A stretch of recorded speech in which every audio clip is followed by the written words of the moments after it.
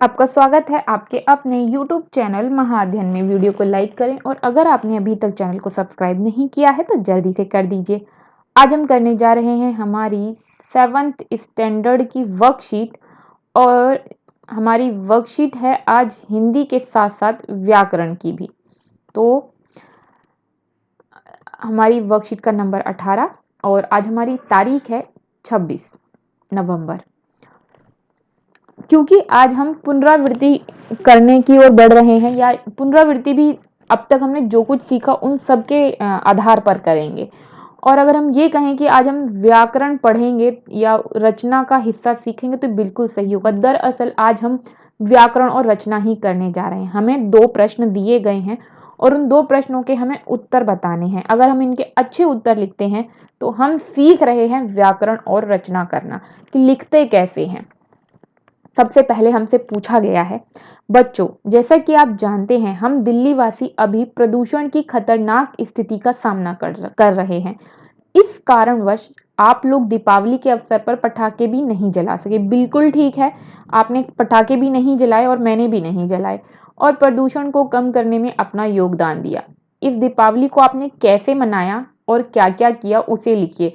वैसे मैं आपको बताऊं, मैंने तो पिछले कम से कम 12-14 से सालों से भी ज़्यादा टाइम हो गया है मैंने पटाखे नहीं जलाए। मतलब मैं एकदम छोटी थी तभी मैंने पटाखे जलाना बंद कर दिया था। जब मैंने आपकी तरह स्कूल में जब मैं पढ़ती थी और स्कूल में पढ़ते हुए जब ये मैंने पढ़ा और ये टीचर से मैंने सुना कि हम जब पटाखे जलाते हैं, क्रैकर्स को जलाते हैं तो पॉल्यूशन होता है, मतलब हम रिस्पॉन्सिबल हैं बहुत बड़े लेवल पे एयर पॉल्यूशन के लिए। तभी मैंने ये डिसाइड किया कि मैं आज से कभी भी क्रैकर्स नहीं जलाऊंगी, पटाखे नहीं जलाऊंगी। तो पटाखे, फुलझड़ी मैं कुछ भी नहीं जलाती हूँ, इसीलिए तब से। तो अभी तो मैं बराबर आपको यही कहती हूँ, हम दूसरे क्या करें ये डिसाइड नहीं कर सकते, तय नहीं कर सकते, लेकिन ये हम जरूर तय कर सकते हैं कि हम क्या करें और हमें क्या करना चाहिए। तो क्योंकि आप भी ये पढ़ रहे हैं और मैं बराबर बोलती हूँ कि हम जो कुछ पढ़ते हैं वो सिर्फ पढ़ने के लिए नहीं होता, वो सीखने के लिए होता है। तो हमें वो सब सीखना है और हमें हमारी ज़िंदगी में उन सब चीज़ों को करना भी चाहिए। तो फिलहाल मैं उम्मीद करती हूँ आप में से भी किसी ने पटाखे नहीं जलाए होंगे, लेकिन अगर जलाए भी हैं तो नेक्स्ट टाइम से आप सोच कर रखिए कि अब हम ये नहीं करेंगे, एयर पॉल्यूशन का हम कारण नहीं बनेंगे, यानी कि वायु प्रदूषण में हम किसी भी तरह की भूमिका नहीं निभाएंगे। तो चलो फिलहाल हम आंसर लिख लेते हैं। ये तो हो गया ज्ञान। अब आपकी टीचर की तरफ से आपके लिए आंसर। हमने दीपावली पर अपने घर को साफ सुथरा करके उसकी सजावट की और हम ये करते ही हैं। दीपावली वाले दिन हम जो कुछ करते हैं हमें बस वही लिखना है यहाँ भाई, बिल्कुल भी मुश्किल आंसर नहीं है। तो दीपावली पर सबसे पहले हमने अपना घर साफ किया, घर को साफ करने के बाद उसकी सजावट की और सजावट के लिए हमने रोशनी के लिए बिजली की लड़ियों का इस्तेमाल किया, घर के आंगन में रंगोली बनाई, फूलों से दीवारों को सजाया, पूजा घर को सजाया, दीवारों पर नए कैलेंडर, नए चित्र आदि लगाए, अन्य साज सज्जा की नई नई वस्तुओं को लगाया। शाम के वक्त नए कपड़े पहने और घर में लक्ष्मी गणेश जी की पूजा में भाग लिया और शाम को विभिन्न तरह के पकवान बनाने में मम्मी की मदद की। रात के समय घर की छत पे जाकर पास पड़ोस के घरों की साज सज्जा को देखा, क्योंकि भाई कोरोना चल रहा है इसलिए हम किसी के घर तो नहीं जा सकते, लेकिन अपनी छत से दूसरों को देख तो जरूर सकते हैं कि उन्होंने अपने घरों को कैसे सजाया है, क्योंकि बाहर से तो दीपावली पर सबके घरों को देखते ही बनता है, बड़ी अच्छी तरीके से सभी लोग अपने घरों को सजाते हैं। उसके बाद हमने फोन पर सबको बधाइयां दी, क्योंकि कोरोना है तो घर तो हम किसी के नहीं गए, लेकिन शुभकामनाएं तो हमें देनी ही थी, तो फोन का इस्तेमाल किया और उसके बाद पूरे परिवार के साथ बैठकर भोजन आदि किया और फिर हंसी मजाक करते हुए अपना अच्छा समय बिताया। मेरी तरफ से ये आंसर है पहले प्रश्न का, और आप इसमें कुछ और भी जोड़कर लिखना चाहें तो लिख सकते हैं। मेरी तरफ से ये एक तरीका दिखाया गया है किस तरीके से हम इस प्रश्न का उत्तर लिख सकते हैं। रचना संबंधी प्रश्नों को अगर हमें पैराग्राफ में लिखना है तो हम उसे कैसे करते हैं। आप और जो भी कुछ इसमें जोड़कर लिखना चाहें वो जरूर लिख लीजिए। अब बढ़ते हैं आगे की तरफ, दूसरे प्रश्न की ओर। आप लोग अपने स्तर पर पर्यावरण, इसे पहले इसकी इंक तो हटा दूं मैं जरा, क्योंकि आपको इसका उत्तर लिखना है ताकि साफ सुथरा दिखाई दे, आप अच्छे से इसका उत्तर लिख सकें। तो आप लोग अपने स्तर पर पर्यावरण को साफ सुथरा रखने और प्रदूषण को कम करने के लिए क्या क्या उपाय कर सकते हैं, ये हमें अपने दोस्तों के साथ बातचीत करके एक योजना बनाकर लिखनी है। सीधी सी बात तो ये है, मैं हमेशा ही बोलती आई हूँ, क्योंकि फिलहाल तो मैं ही आपकी टीचर हूँ और मैं ही आपकी दोस्त हूँ। मैं ही इसकी योजना आपको बताने में और लिखने में मदद करती हूँ। आप जो कुछ भी और ऐड करना चाहें उसमें ऐड करके लिखिए। तो इसका उत्तर है ये। प्रदूषण को कम करने के लिए हम निम्नलिखित योजनाओं पर अमल कर सकते हैं। सबसे पहले, जो भी लोग दफ्तर जाते हैं और अपने वाहन का इस्तेमाल करते हैं, जिसे हम निजी वाहन बोलते हैं, तो वो अपने वाहन को अपने साथियों के साथ साझा करें। मतलब जैसे जो लोग कार से जाते हैं वो अपने कार में और 2 लोग 3 लोगों को साथ लेकर जा सकते हैं।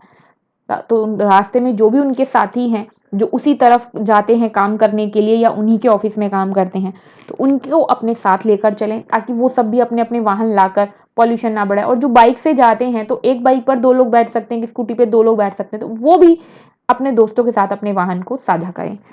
इसके अलावा भी अपने आप जो भी वाहन इस्तेमाल करते हैं उसको साझा करें।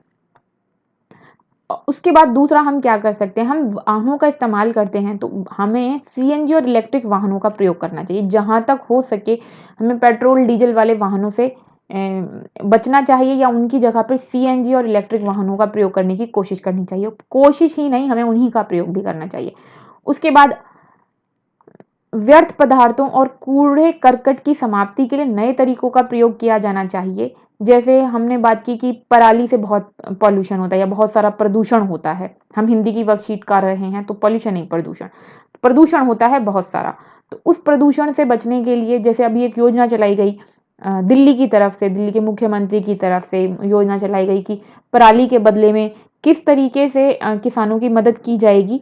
तो उसको रोकने की कोशिश की गई कि पराली को जलाया ना जाए, यानी कि प्रदूषण को फैलाया ना जाए। तो ये भी एक तरीका है। तो सभी सरकारों को इसी तरीके के कदम उठाने चाहिए और नए नए तरीकों का प्रयोग करना चाहिए कि जो भी व्यर्थ पदार्थ या कूड़ा करकट है, कूड़े करकट में भी हम पढ़ते आए हैं कि बहुत सारी चीज़ें ऐसी होती हैं जिनको दोबारा पुनर्चक्रण के द्वारा नई चीज़ें जिनसे बनाई जा सकती हैं, तो उनसे नई चीज़ें बनाई जाएं और नई चीज़ें बनाकर प्रदूषण को कम किया जाए, क्योंकि जलाने से तो प्रदूषण बहुत होता है। तो बेहतर है कि उनका दोबारा इस्तेमाल किया जा सके।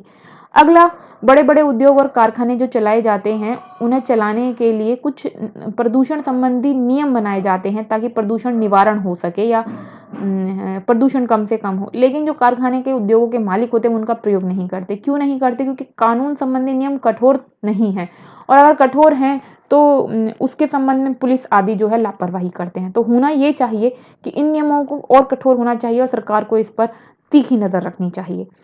साथ में आप जो भी और पॉइंट्स इसमें लिखना चाहते हैं वो ज़रूर लिखें। मेरी तरफ से ये एक तरीका है इस प्रश्न को बताने का कि अगर इस तरह का प्रश्न आता है तो हम कैसे उसे लिख सकते हैं। तो मैंने 4 बिंदु लिखे हैं, आप और जो भी बिंदु इस पर लिखना चाहें वो ज़रूर लिख दें। तो ये थी हमारी आज की वर्कशीट।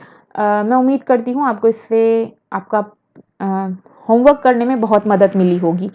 तो फिर मिलते हैं ऐसी ही अच्छी सी प्यारी सी वर्कशीट के साथ। वीडियो को लाइक, शेयर और चैनल को सब्सक्राइब करना बिल्कुल ना भूलें, क्योंकि